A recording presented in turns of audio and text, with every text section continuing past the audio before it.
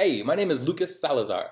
I taught at Xing Kong in Kunshan for 1 year, their first year actually. And then I've gone back, I guess, every year since, either to revisit the students in school and teacher, or do some supplementary teaching. So I've got a history with that place. It's been a while.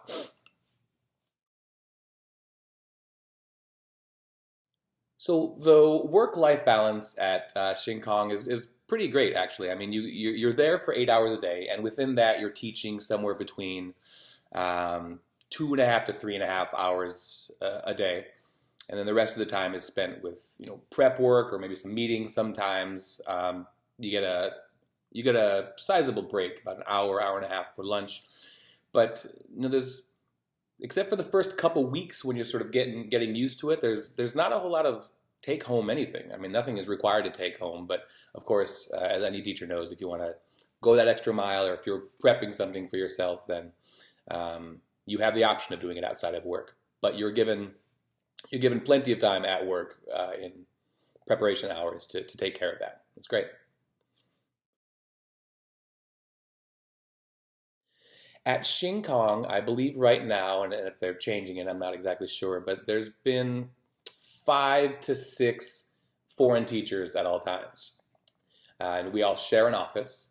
And then from there, sometimes Seth or Courtney or Jackie or some BGL employees will come, whether they're holding meetings or just seeing how the school is going. Yeah, so you have a tight knit camaraderie there.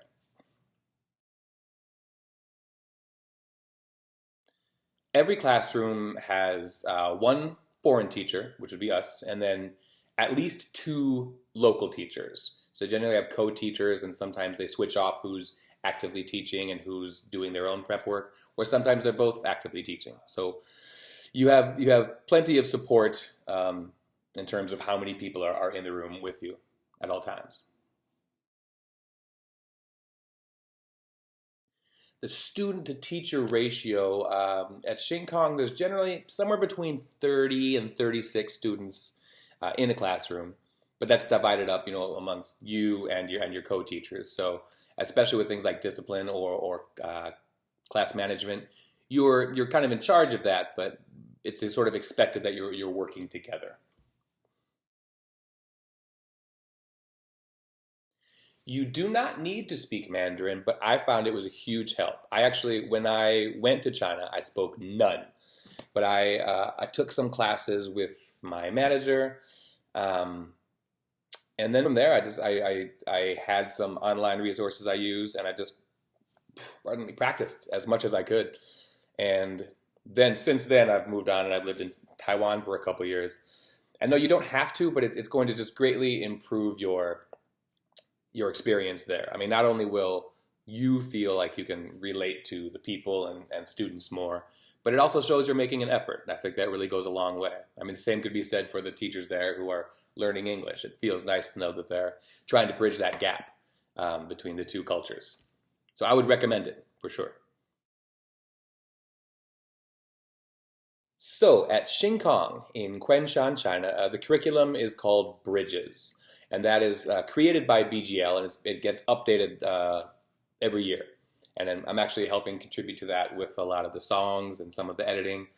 And it's building blocks to help the students know how to have conversations. I mean, along with just vocabulary, there's sentence structure and some basic question and answer formats.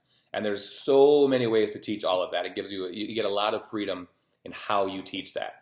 And either old teachers can help you with some ideas, but you're welcome to come up with ideas on your own. It's the key is to have fun, make it engaging for the kids, but you do have that anchor. You have that thing you can go back to in the curriculum.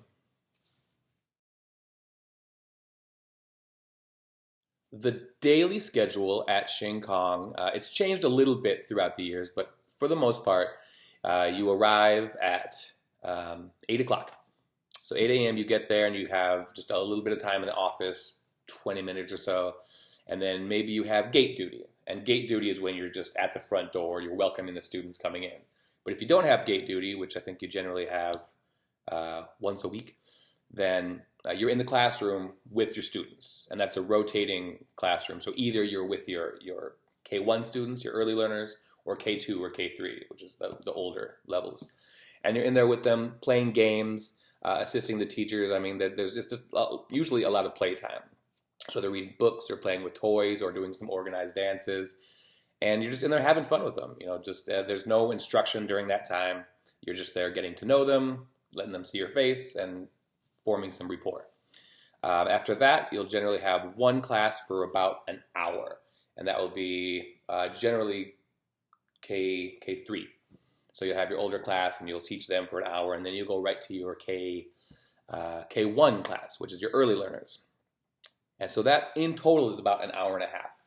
After that, you have a little bit more office hours, and then it's lunchtime. You have, I think, about an hour and a half or so for lunch, during which time you could stay on campus. Lunch is always provided, or you can leave campus and go get lunch on your own. Generally, you come back around 1 or 1:30, have a little bit more office hours, and then you have your afternoon class, which is generally about an hour to an hour, 15 minutes, but they have a 15-minute snack time in there. Once that's finished, then you hang around with the class, you walk them out, you stay with them, back to the office for about the last 10 minutes of the day, and then you're done. It's pretty easy, pretty convenient. Yeah. Kunshan, China it's an interesting place. It's about 45 minutes from Shanghai, which is one of the places you're probably familiar with, which is the big city. Kunshan is about 45 miles away from that, so you can get to it by bus.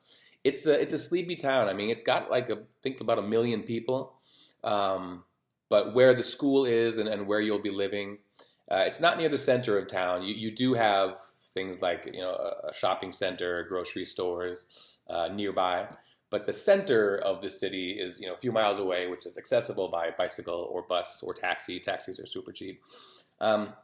There's some people have found different niches in there. I mean, there's live music venues, there are bars, there are restaurants.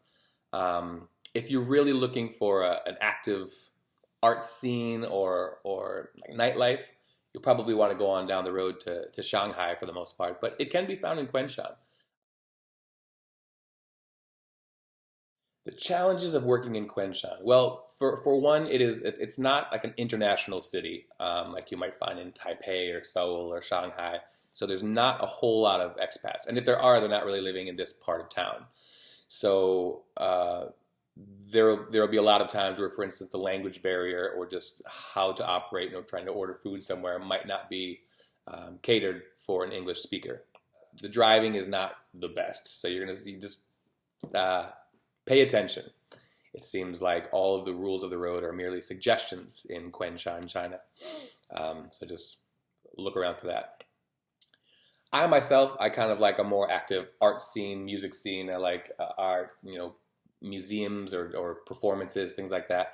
And for that, I found myself going to Shanghai a lot. Kunshan is there's not always a lot going on there, but you can find it. And there are Facebook groups or there was a blog that we all found, started by one guy living in Kunshan that kind of connected us with a lot more people in the city. But I found I get a little antsy when there's not things going on all around me. So Kunshan was a little slower pace than I like, but for some people that's exactly what they want. China is a pretty safe place, especially Kunshan. I mean, I never felt unsafe. I don't know if anybody else ever felt unsafe. I would be surprised if they did. But China's people don't, there doesn't seem to be a lot of the worries you might have in America of like, is this a bad neighborhood? Is this a good neighborhood? Is this person out to hurt me? No, I never felt unsafe in China. Now, when you get to a bigger city like Shanghai, you might have that element. But again, I never felt unsafe, but it's always best to take care of yourself. The one thing that I would say about Shanghai is that there are scams people try and run, and they try to take advantage of naive foreigners. But that's in the packet that you will receive. Read that packet, and you'll be ready for them, like I was.